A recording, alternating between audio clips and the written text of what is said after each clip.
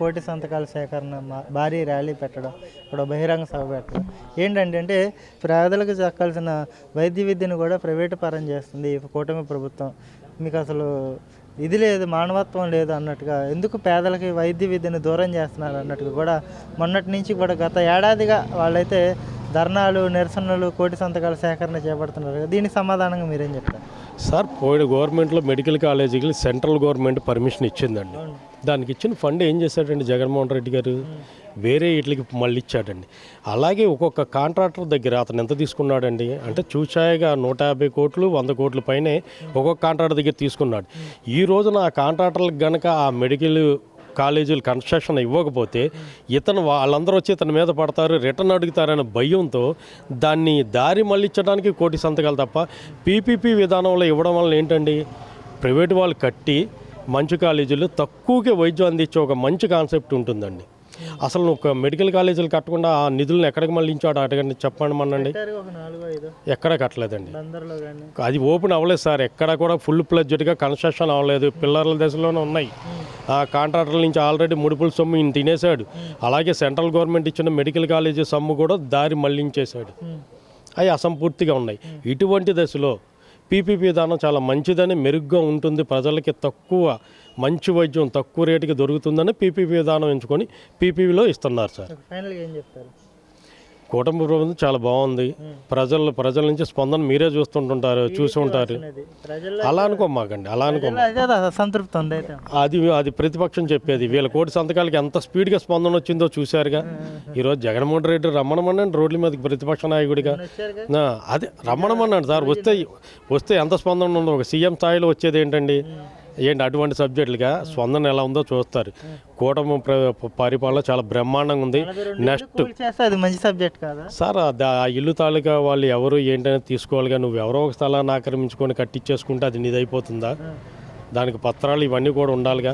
అవన్నీ పరిశీలించి వాళ్ళు ఏదో నిర్ణయం తీసుకున్నారు అక్కడ. ఊరికనే ఏం కూల్చారు కదా సార్.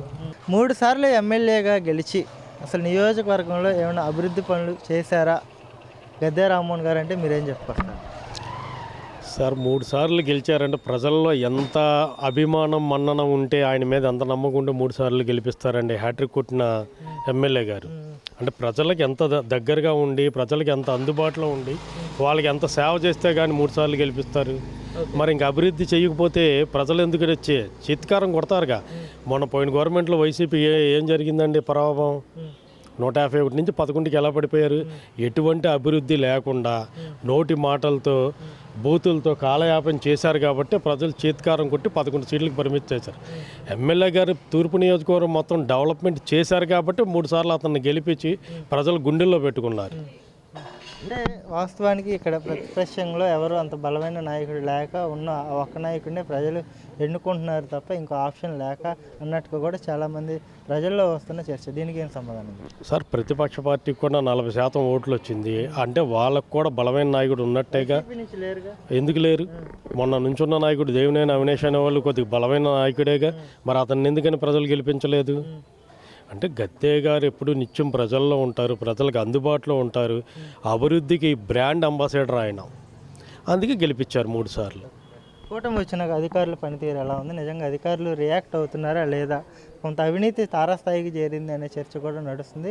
దీన్ని కూడా ప్రజాప్రతినిధులు కళ్ళు మూసుకొని ముందుకెళ్ళిపోతున్నారు అన్నట్టుగా కూడా చర్చ అయితే నడుస్తుంది. దీనికి ఏం సమాధానం? అవినీతికి అనేది ఆస్కారం లేదు సార్.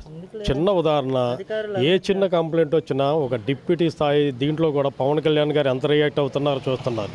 అలాగే లోకేష్ గారికి ఏ చిన్న విషయం వచ్చినా తను చాలా స్పీడ్గా రియాక్ట్ అయ్యి ఎక్కడ చిన్న అవినీతి కానీ అవకతవకలు కానీ జరిగినా ఊరుకోకుండా వెంటనే సంబంధిత అధికారులను పిలిచి దాని మీద ప్రెస్ మీట్ పెట్టి వివరం తీసుకొని అక్కడ ఎటువంటి తప్పు జరగకుండా చూసే బాధ్యత తీసుకుంటున్నారు లోకేష్ గారు.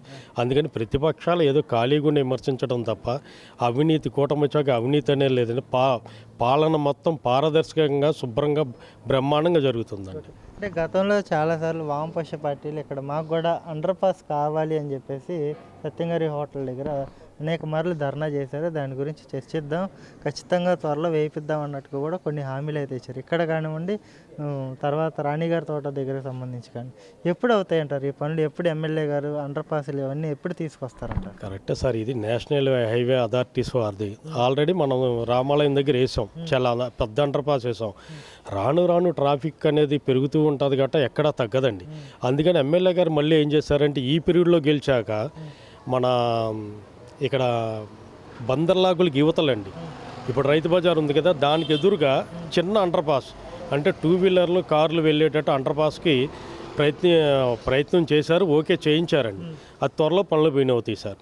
అలాగే అమెరికన్ హాస్పిటల్ దగ్గర కూడా ఒకటి ఉందండి, దానికి కూడా త్వరలోనే బిగిన్ అవుతాయి పనులు. అధికారులు వచ్చి పర్యవేక్షణ చేసి చూసుకొని వెళ్ళారండి. అది రిటైనింగ్ వాళ్ళ పరిస్థితి ఏంటి? రిటైనింగ్ వాళ్ళు ఎవరు కట్టారు సార్? ప్రభుత్వాలు కట్టాయా? అవినాష్ కట్టాడా, రామ్మోహన్ రావు కట్టారు? 2014లో చంద్రబాబు నాయుడు గారు దేవినేని ఉమా గారు ఇరిగేషన్ మినిస్టర్గా ఉన్నప్పుడు దాన్ని ఓకే చేయించింది గద్దె రామ్మోహన్ రావు గారండి. ఓకే చేయించి 1.5 కిలోమీటర్ పైన మేము కట్టాం సార్. మేము కట్టిన వాళ్ళకి, ఈరోజు వైసీపీ గవర్నమెంట్లో కట్టిన వాళ్ళకి ఒకసారి మీరే వెళ్ళి కల్లారా చూసుకోండి. మేము కట్టిన వాళ్ళు ఎంత వెడల్పు ఉంది, ఎంత స్ట్రాంగ్ ఉంది, వీళ్ళు కట్టింది ఎలా ఉందో ఒకసారి చూసుకోండి. రిటైనింగ్ వాళ్ళు బిగించేసింది టీడీపీ గవర్నమెంట్ అండి. 2014 నారా చంద్రబాబు గారి నాయకత్వంలో గద్దె రామ్మోహన్ రావు గారి చొరవతో రిటైనింగ్ వాళ్ళు అనేది బిగిన్ అయిందండి.